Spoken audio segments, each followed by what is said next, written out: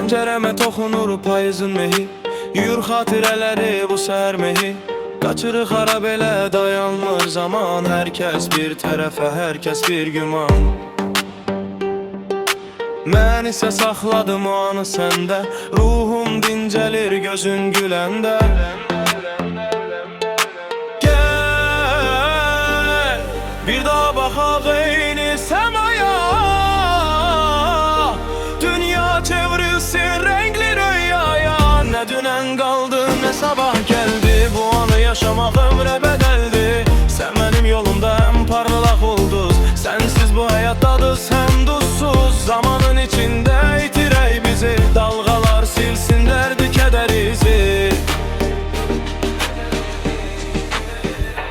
Telefonlar susur, biz bizə qaldıq, suyutun içində dərinə daldıq. Gərək deyil bizə bəzəkli sözlər, hər şey danışır onsuz o gözlər. Məsafələr sadəcə bir rəqəm,